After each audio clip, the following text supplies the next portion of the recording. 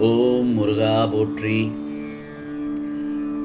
கந்தா போற்றி, கடம்பா போற்றி, கதிர்வேலா போற்றி, அறுபடை வீடு கொண்ட முருகப்பெருமானே போற்றி போற்றி. என் செல்லமே, என் செல்ல குழந்தையே, இந்த முருகப்பெருமான் சொல்வதை சற்று கவனமோடு கேள். ஏனென்றால் உன் மனதில் இருப்பதை அப்படியே சொல்கிறேன். கேட்ட பிறகு அழுது விடுவாய். ஏனென்றால் என் வாக்கு என்றும் பொய்த்ததில்லை என் செல்லமே. நான் பலமுறை சொன்ன மாதிரிதான், உனக்கான நல்ல நாட்களை சந்திக்க வேண்டும் என்றால் நீ சில மோசமான நாட்களை கடந்துத்தான் ஆக வேண்டும். நல்ல மனிதர்களை அடையாளம் காண சில மோசமான மனிதர்களையும் கடந்துதான் வர வேண்டும். நீ எண்ணங்களை மட்டும் உயரத்தில் வைத்துக்கொள். அப்போதுதான் சின்ன சின்ன சந்தர்ப்பங்கள் கூட உனக்கு தெளிவாக தெரியும். உன் மனதில் 1000 கஷ்டங்கள் இருக்கிறது. பல ஏமாற்றங்களையும் துயரங்களையும் அனுபவித்துக் கொண்டுதான் இப்பொழுது புலம்பிக் கொண்டிருக்கிறாய். உனக்காக நல்லதொரு வாழ்க்கை காத்து கொண்டிருக்கிறது. கவலைப்படாதே. நீ கஷ்டப்பட்டதெல்லாம் போதும் என் செல்லமே. எவ்வளவு நாட்கள் கஷ்டப்பட்டிருக்கிறாய். வாழ்ந்த நாட்களில் பாதி நாட்கள் துயரங்களிலே உன் வாழ்க்கை கழிந்திருக்கிறது என்பது எனக்கு நன்றாக தெரிகிறது. பல கடன் சுமைகள், நோய்வாய்ப்பட்டிருந்தாய்,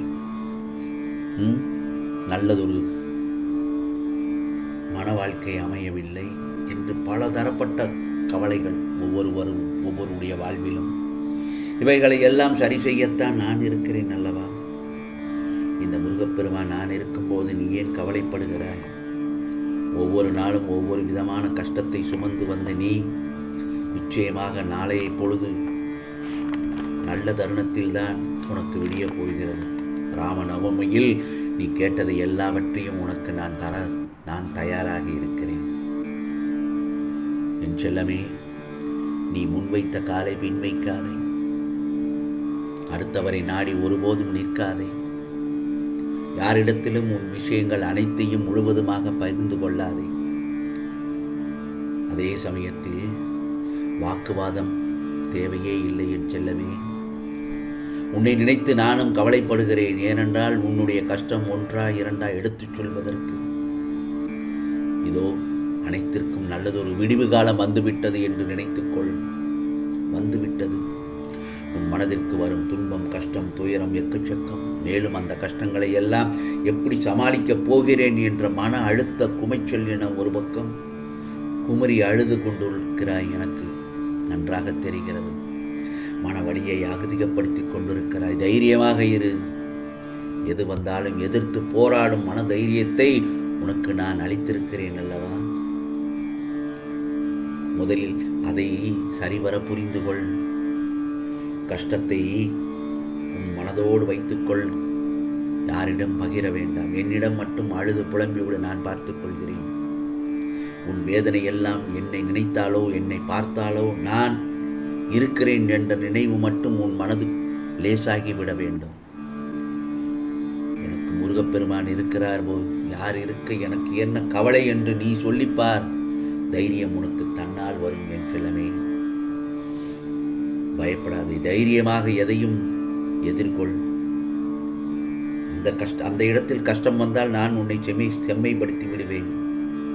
துன்பத்தை எல்லாம் தாங்கித்தான் ஆக வேண்டும். அதற்கான நிவர்த்தியை எப்படி சரி செய்து அடுத்த கட்டத்திற்கு போக வேண்டும் என்ற சிந்தனை இருந்தால் மட்டுமே துன்பத்தை தாண்டி உன்னால் வெல்ல முடியும், செல்ல முடியும். உன் மனதில் தோன்றும் தேவையற்ற சஞ்சலங்களை எல்லாம் அழித்து விடும். நான் உனது நிழலாக இருக்கும்போது நீ ஒருபோதும் கலக்கப்படக்கூடாது என் செல்லமே. ஏனென்றால் வாழ்க்கையில் ஒவ்வொரு நாளும் ஒவ்வொரு பொக்கிஷம்தான். எல்லாமே இருள் சூழ்கின்ற நேரமாக இருக்கிறது என்று கவலைப்படக்கூடாது. நிம்மதியுடனும் சந்தோஷத்துடனும் வாழப்போகிறாய். அதற்கு நான் பொறுப்பு. கவலைப்படாதே என் செல்லமே. துணிச்சலோடு நம்பிக்கையோடு தைரியமாக செயல்படு. சின்ன சின்ன சர்க்கிள்களை கடந்து வா. அந்த அனுபவமே உன்னை திறம்பட வாழ வைக்கும். கஷ்டம் நஷ்டம் என்று எதையும் பார்த்து பார்த்து பேதலிக்க வேண்டாம். உனக்கு சோதனை காலம் வரும்போது பயப்படாதே, பொறுமையாக இரு, கோபத்தை குறைத்துக்கொள். பிறரிடம் மனக்கசப்பு இருந்தாலும் அன்பாக பேசி பழகு. அதுவே உன் எண்ணங்களுக்கும் பரிசாகத்தான் இருக்கும். உன்னுடைய எண்ணங்களும் செயல்களும் அழகாக இருந்தால் யாரும் உன்னை வீழ்த்த முடியாது, புரியுமா? என் செல்ல பிள்ளை நீ. நான் சொல்படி கேட்டால் நிச்சயமாக உன் வாழ்க்கை சொர்க்கமாக மாறும். நம்பிக்கை இழக்கும் காலகட்டத்தில் நீ இப்பொழுது இருக்கிறாய், மனவேதனையில். இப்போது உன் கர்ம வினையின்படி இது உனக்கு உண்மையான சோதனை காலம்தான். நான் இல்லை என்று கூறவில்லை. இதையெல்லாம் அழித்து சாதனை காலமாக மாற்றுவேன் இந்த முருகப்பெருமான். நிச்சயமாக உனக்கு நல்லது சொல்லவும் நன்மை செய்யவும் நான் இருக்கிறேன் அப்பா. உன்னை பிடிக்காதவர்களால் இந்த நிலை ஏற்பட்டுள்ளது என்பது உண்மைதான். கூட இருந்தே கழுத்தறுக்கும் சந்தர்ப்பவாதிகளின் மத்தியில் வாழ்ந்து கொண்டிருக்கும் உனக்கு கஷ்டங்கள் நிறைய சூழ்ந்துதான் இருக்கிறது. யார் நல்லவர்கள் யார் கெட்டவர்கள் என்று பார்த்து பழகு. யாருமே கெட்டவர்கள் இல்லைதான், சந்தர்ப்ப சூழ்நிலைகளுக்காக மாறிக்கொள்கிறார்கள்.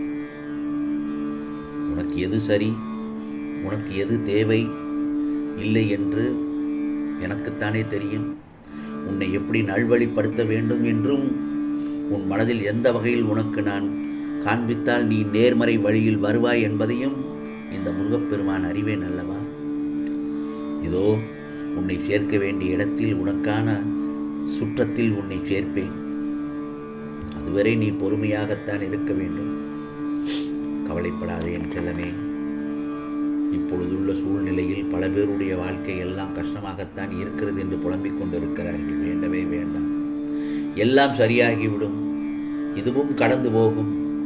எதுவும் நிரந்தரமில்லை என்பதை முதலில் தெரிந்து கொண்டாலே போதும். அந்த எண்ணத்திற்கு முதலில் நீ வர பழக வேண்டும்.